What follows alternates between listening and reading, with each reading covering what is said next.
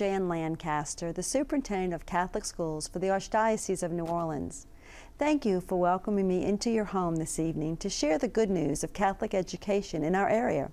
Every month, Our Schools, Our Future will feature topics of importance in Catholic education and highlight the special accomplishments of our area Catholic schools and their students. In this episode, we will highlight another technology program in our schools, continue to discuss the strategic plan, and present a new professional development program our teachers are undergoing in some of our schools. Please stay tuned as we welcome our first guest after this break.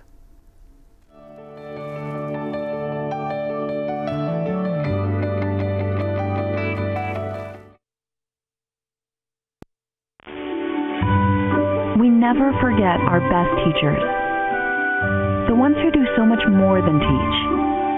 They inspire and insist we bring our best in everything we do. We find those mentors in our Catholic schools. It's why Catholic school graduates consistently go on to college, land better jobs, embrace faith, and lead. Louisiana Catholic schools in a class of their own. This is Nightly Business Report with Susie Garib and Tom Hudson. Weeknights at 5:30 p.m. on LAE.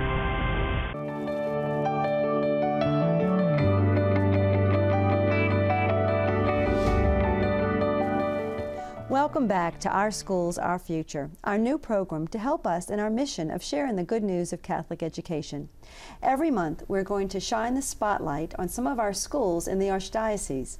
Last month's episode, we highlighted the iPad program in our schools.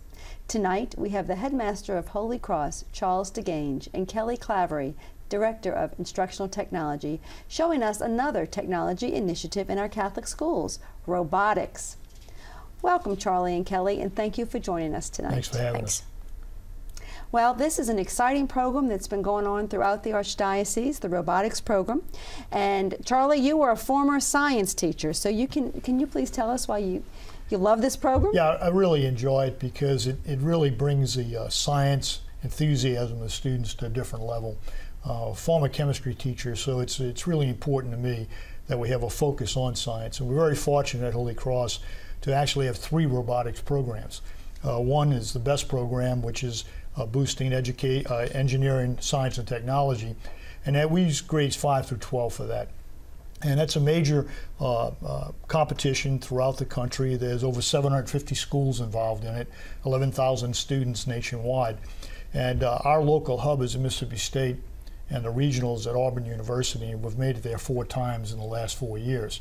So I'm very excited about that. We also have the LEGO program, which is done in the Archdiocese at the elementary school level. And we have the underwater robotics program, the Sea Perch, where we actually build a robot and they have tasks to accomplish underwater. Kelly might want to expand on the LEGO program since he's heavily involved in that through the Archdiocese. Yeah, so currently we have several of our grammar schools that are actually involved in the Archdiocesan robotics program. Most schools are working through workshops right now, as are our students. It's a great program because it involves computer programming and not just physical hardware. So what our students do is they actually learn to manipulate the robot through programming language, which is very helpful. And again, it brings a new layer of technology and math as well as science. So it's very exciting, and it's something that even our youngest students in the Archdiocese can participate in because it's simple language. And you learn to expand upon your programming language through that. Oh, that's wonderful. And we're going to see a demonstration today, is that right? Yes, we brought the robot. We brought actually all 3 of them. Okay, and we'll great. have Dale Turner, who is our moderator for our robotics program, and one of our 10th grade students, Kiefer Myers, who's actually a driver for the robot, will be on site. All right, let's look at that. That's exciting. Thanks, Dr. Jan. Today, Keith's going to demonstrate our robot from the 2010 BEST competition. And in this competition, the students were actually learning about lean manufacturing. Each year, the competition has a different theme. This year, the robot had to go through, collect golf balls, and then also magnetic and non-magnetic eggs, and then sort them on the playing field. Each team is given the exact same supplies, therefore no team has an advantage over another one. They have 6 weeks to build the robot. During this time, the students learn everything from design concept to actually producing and manufacturing the parts out of raw materials. At the end of 6 weeks, this is our product. It's actually equipped with a data port sensor even on the back, so we could read and determine what products were bad and good.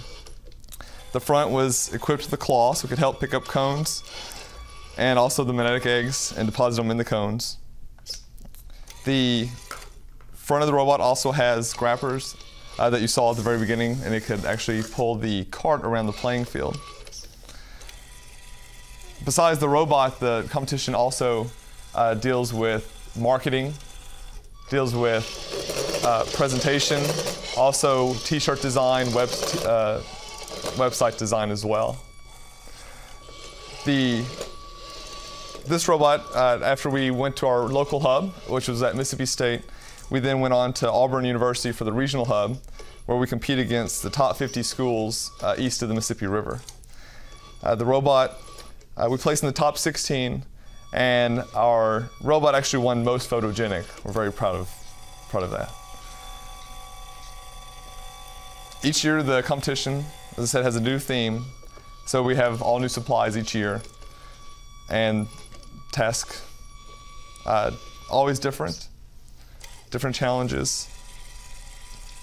That is amazing. How many teams participated this year when you all went to the final competition? Nationwide, there's actually over 800 schools that participate in Best Robotics.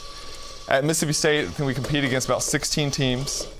And then when, of course, we went to Auburn for regionals, there was teams from Philadelphia, Vermont, Michigan, Tennessee, Alabama, Florida. Wow, and what grades take part in this? 5th grade through 12th take part in Best Robotics. Of course, the 5th graders aren't using the table saws and the band saws. We do have a strong group of parents that come and support the team, but it is all student driven. The presentation team mainly consists of students, a 5th grader, usually 8th, 9th, and 12th grade. Each student has to know all of the concepts of the robot. Besides being judged on the field during the competition, during the marketing presentation, they're being judged. And judges actually approach students throughout the competition around the arenas and ask them questions just to make sure that it is a student-led competition. And how many years has Holy Cross been doing this? We started in 2004. Of course, we took the break for Katrina year, and then we've been doing it ever since. This is just amazing. Thank you all so much for coming on and demonstrating this. Oh, wow. It brings a whole new light to science and engineering. Yes, thank you. Well, Kelly and Charlie, thank you so much for being with us today. That's just so neat, and we love the wonderful things that are going on in Holy Cross. We'd also like to give special thanks to Jason DeValier and everyone at School Files and Red Sticks Robotics for all of the services they have provided for the Office of Catholic Schools and all the schools of the Archdiocese of New Orleans. Your ministry to our schools certainly does not go unnoticed. You can find out more about the great things going on at Holy Cross online at www.holycrosstigers.com. And we'll be right back for our regular mailbag session focusing on the strategic plan for Catholic schools.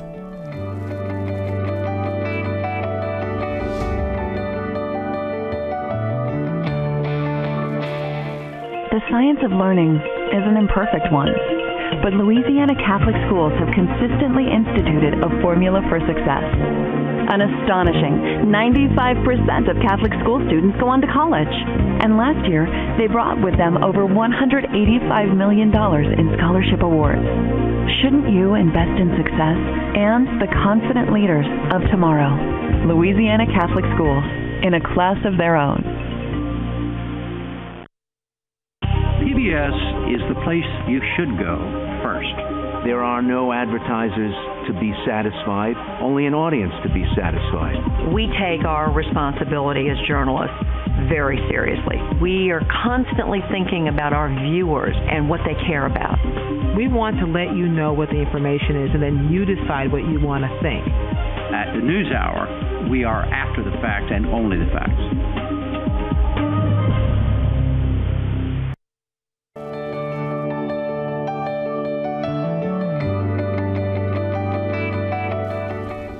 welcome back once again to Our Schools, Our Future. Every month, we're going to set some time aside to discuss and take questions about the strategic plan for Catholic schools.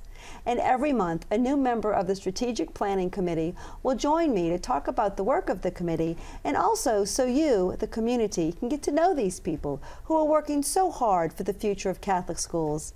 Joining me tonight is Susan Kropog, principal of St. Anne's School in Metairie. Welcome, Susan, and thank you for being here. Thank you, Jan. Well, we've known each other a long time, and your Catholic schools is such a ministry of yours. That's quite obvious. Before we talk about the strategic plan, could you tell me what Catholic education means to you?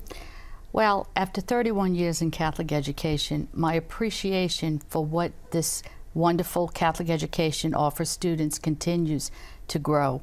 It's not just strong academics, it is also a caring, nurturing environment that is rich with Catholic values. It just offers so much to each student. And you know, as I go to the schools throughout the Archdiocese, I see that.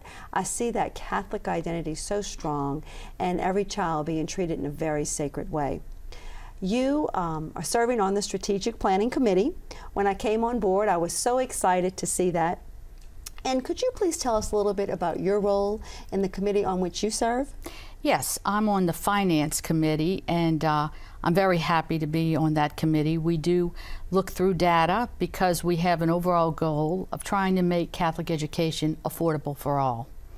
Well, and you know, Susan, I've been throughout the Archdiocese, and I've talked at a lot of co-op meetings and school board meetings, and a lot of people have asked about the process of the strategic plan.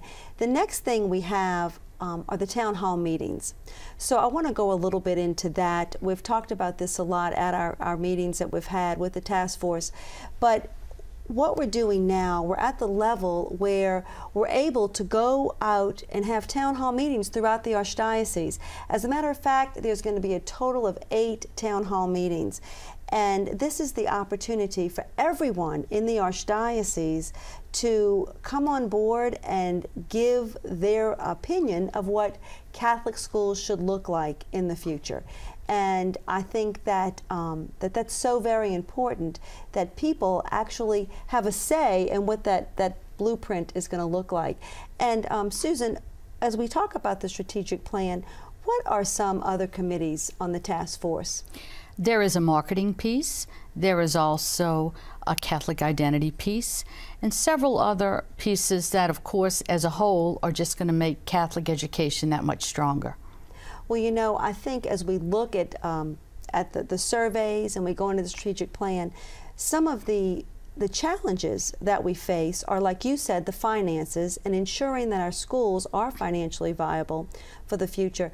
We also just embarked upon a strong marketing program that's going to last 2 months throughout the Archdiocese, and we're going to continue that. Actually, it's throughout the state. But I think we definitely need to market our Catholic schools and let people know the wonderful things that we're doing. Another challenge we're looking at with the strategic plan are the grade level structures throughout the Archdiocese. That has come up quite frequently. A lot of our schools start at different grade levels, and it's just, it makes for competition among our schools, which really can be problematic. Do you find that throughout the Archdiocese? I think that is a big concern among all administrators, the different grade levels, because it does make it a challenge for us to plan for the future with the changes in the grade levels. Yeah, it really does. And we are one family of schools, and we want to focus on the Catholicity of all of those schools. But I really want to encourage, like I said, everyone to get involved in the town hall meetings, and then the recommendations will actually come out about in June or July. Now, Susan, I want to talk about something else. Recently, I guess it was in August, you all opened an early childhood center, and I was fortunate enough to be there for the dedication. How's that going? It's going wonderfully. That particular building is actually a continuation of our early childhood program, and it's a building for tots, for children that are 2 years old. And it is going amazingly well. The children are all happy. The teachers do a wonderful job of having age-appropriate activities and learning readiness activities for those children. Well, that's wonderful. And when I go to St. Anne, like I said, I mean, I just see so many wonderful, happy things going on there. And I thank you for your dedication to Catholic education. Well, again, I'm happy to do it. It's just a wonderful part of my life, and I hope it continues. Thank you, Susan, for joining me tonight. It's a privilege to work with you, and we're looking forward to many updates from the Strategic Planning Committee. And when we come back, we'll put two of our educators into the spotlight right here on Our Schools, Our Future on WLAE.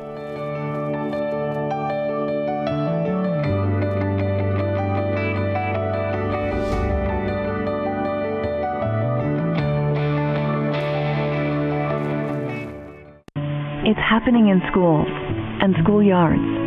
A timeless tradition is rekindled with every new class, in every new face.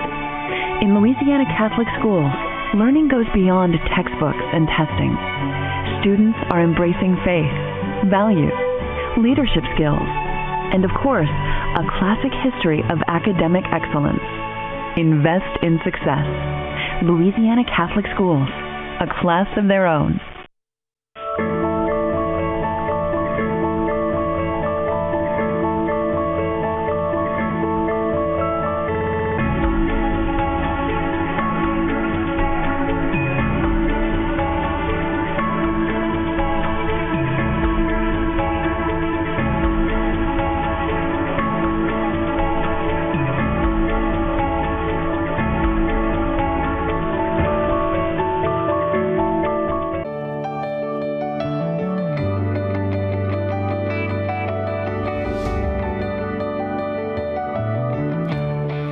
Welcome back to Our Schools, Our Future. I have with me Sister Jenny Jones, Principal of St. Mary's Academy, and Dr. Elizabeth LaForge, Principal at Stewart Hall. Thank you, Sister Jenny and Sissy, for being with us on the show tonight. Both of your schools, St. Mary's Academy and Stewart Hall, are involved in the School Leadership Center's Discovery Walks. Sister, could you begin by telling us a little bit about the Discovery Walks? Sure. Discovery Walk, we've only started it this year, and it's been so helpful to us. We believe that every child can learn regardless of background or financial status. And we feel that if we can offer them a challenge and set our standards high, that they will achieve. The Discovery Walk has assisted us with that in evaluating our teachers and helping teachers evaluate themselves and giving us ideas and strategies for working with our children. Well, Sister, you know, I think you're exactly right. When teachers can work together and talk, it just changes the whole culture of the school into one of collaboration. Yes. And Sissy, I know Stewart Hall is doing this as well. Right. Can you tell us where you are in the Discovery Walk process? Well, this is our second year. In the first year, it was a little scary. People were a little hesitant. Teachers, you know, we work in isolation. We have our little room and we have our little guys, and it's all working really well for us. So for teachers to open up their doors and open up a big piece of themselves to their colleagues and kind of just be really exposed, it started those conversations. So we started to have some real in-depth conversations about what I do in my room, what does that look like in your room, and how does that piece look from nursery to 7th grade? What's that experience over time? So it's helped us build our internal capacity. It's helped us guide our professional development, where we're actually the experts, and we get to identify the experts in our schoolhouse and really start those good, hard conversations about teaching and learning. And that has to happen in a collaborative school environment. Well, you know, I think from having the first year Discovery Walks to the second year Discovery Walks, I mean, that's interesting, because the first year, at the beginning, do you think your teachers were a little hesitant in getting involved, and now they're getting more comfortable with it, or how do you think that's going? Well, I was happy to hear Sissy say that. It was very scary in the beginning, and I hoped that the teachers would buy into it. And it wasn't long, once it started, that they could see that there was lots of help for them and that they could help each other. And now they enjoy collaborating and planning together, and they're also open to suggestions from one another. and I don't think we had that before. Well, and Sissy, being your second year, what do you see as the results of the Discovery Walks as you're winding down the second year, and how will that stay in years to come as far as becoming part of the climate of your school? Yeah, I think it's really reshaped the climate and really reshaped how we look at professional development. I think before Discovery Walks, professional development for us was, oh, well, let's go to a workshop that's in, you know, Oshkosh, Wisconsin, and maybe when we come home, we'll implement something. And we know from the literature that we're only going to implement or really use 5% of what we learn in that at that workshop. But when we coach ourselves, or we talk about things ourselves, or we have that laser-like focus on what we want to accomplish or what we need in our schoolhouse, it keeps the conversation, keeps everyone focused, and all of our efforts are geared to that. And I think what we've really looked at is purposeful and meaningful instruction. What does that look like? What does that look like in nursery? What does that look like in 7th grade? How is that different? And it gave us a real awareness of we each have our gifts. Like the middle school teachers were, I'll never teach, you know, nursery because it's very, very different. And the nursery teachers were very happy to be in nursery and not to be teaching 7th grade. So it's reshaped what professional development looks like, in our had a paradigm shift of what is professional development, how does that help us specifically at Stewart Hall and specifically for boys in a middle school environment. Throughout the Archdiocese, so many of our schools are doing this, and I love seeing that because it prevents that isolation. Yes. And I think in the field of education, people were so isolated. And we're just about out of time pretty soon, but before we end the show, I've got to hear from both of you. Just what does Catholic education mean to you? I mean, Sister, thank you for your vocation. What does Catholic education mean to you, and how do you see it positively impacting the students? Well, Catholic education is sharing your values and your morals and your love of God. And children are so open and receive it so welcoming. You know, it helps to develop them into the rounded person we try to address in teaching the whole child. And Sissy, I've known you for years, since high school.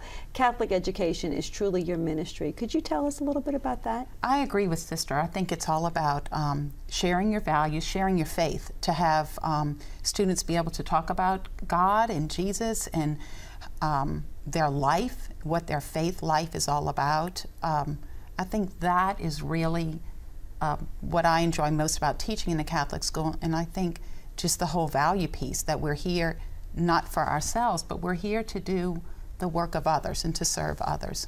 Right, right. And Catholic education just throughout the Archdiocese is so strong. It's had such an impact through the years. And as you look around, you see the leaders of today, not only were they educated in Catholic schools, but they also have sent their children to Catholic schools. So you see that the values instilled in Catholic education are so very important. But finally, I would like to congratulate Sister Jenny Jones for recently receiving the Champions of Change Award given by the White House to Catholic educators across the country. Sister Jenny Jones was recognizing for rebuilding the campus of her alma mater, St. Mary's Academy, after Hurricane Katrina in 2005. Congratulations, Sister Jenny. Could you give us a couple of words about what that was like? Well, it was wonderful. It was wonderful, and I was so honored to represent our Catholic education right here in New Orleans. Well, I would like to thank you for dedicating so much to the Archdiocese of New Orleans and Catholic education. We are blessed to have individuals such as you working with us. And thank you, Sissy, for listening to your call as a servant leader for our community. I'm glad both of you could be part of our show tonight. Again, I want to thank everyone here at WLAE for helping making this program possible. I'm excited about the future of our Catholic schools, and I hope you are too. Thanks for watching, and I hope to have you back again next month for another episode of Our Schools, Our Future. Wow, that must have been